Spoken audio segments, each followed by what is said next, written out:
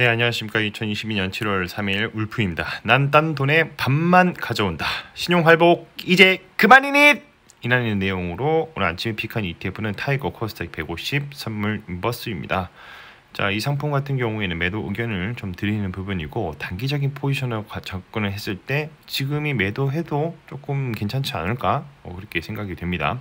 금주 많이 상승 섹터로 6.17% 상승을 해줬고, 코스닥 150 선물지수의 숏 포지션에 투자하는 ETF입니다.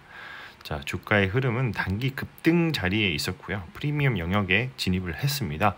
그렇기 때문에 단기적인 관점에서는 고점으로 형성을 하지 않았나, 주가의 가격이 그렇게 보고 있고요. 그 외에 일주일 이내 급등한 섹터 ETF로는 이 타이거 FN 신재생 에너지 5.55% 정도 상승을 해줬고, 관망 의견을 드립니다.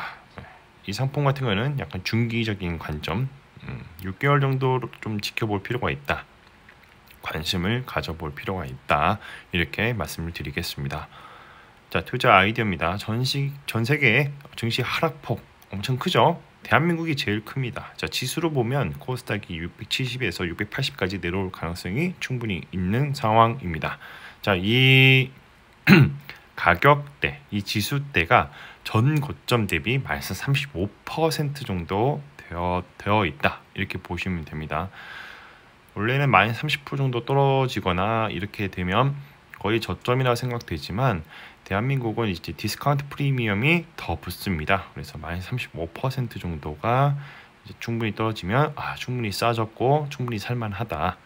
자, 그런데 이러한 상황을 더 촉발시키는 게 무엇이냐? 왜 마이너스 35%를 생각을 하느냐? 바로 신용 반대 매매 물량 때문입니다. 하락에 대한 가속화를 촉발시키고 더 하락을 만들어내는 게 바로 신용 반대 매매 물량 때문이죠. 자, 그래서 이러한 상황 속에서 우리가 가져야 할 마인드는 하락에 대한 좀 인내심을 가져볼 필요가 있습니다.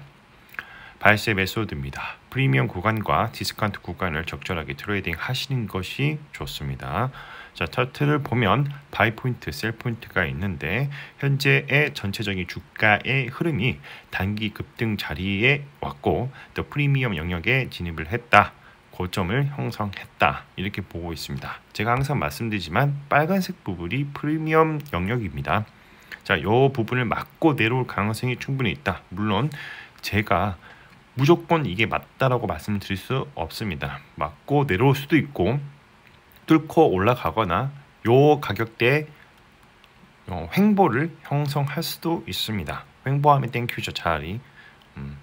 하지만 원칙상 제가 정하는 시나리오를 생각한다면 여기서 맞고 내려올 가능성이 충분히 있다. 자, 그럼 이제 어디까지 맞고 내려오겠느냐? 주가가 상승과 하락을 반복을 하면서 2번 선, 파란색 선까지 내려올 가능성이 충분히 있죠. 그쪽 가격대가 대충 4,900억 원이라고 예상을 하고 있습니다. 거래대금을 체크를 해보자면 코스닥 선물 150 선물 인버스에 대한 거래대금이 많이 급등을 해줬어요. 많이 몰려있다, 이렇게 보시면 좋겠죠. 자, 기본 정보를 보면 여기에 대한 산출 기관은 한국거래소, 그리고 선물시장에 상장된 코스닥 150 지수 선물 최근원물 종목과 가격과 연동하는 그런 지수입니다.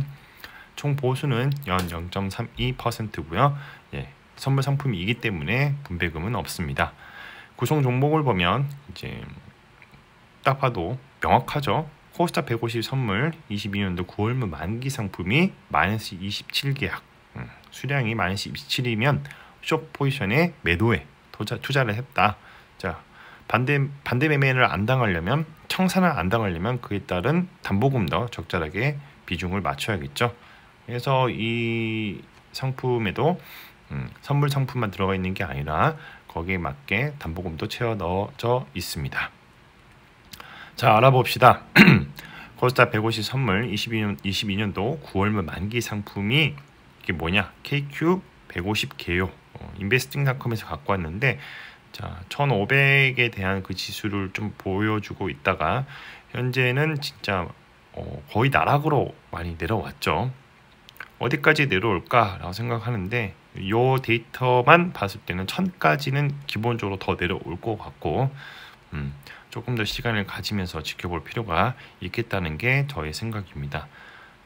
계속 떨어지는 주식은 없습니다. 또 계속 떨어진 지수가 없습니다. 고점 대비 마이너스 35% 여기서 머물러 있는지만 확인할 필요가 있고, 좀 환율이 너무 높은데 이것만 좀 내려와 준다면, 외국인들의 자본들이 조금 들어와 주면서 환율을 떨어져 준다면 충분히 턴 어라운드 하면서 상승해 줄 것이라고 생각을 합니다.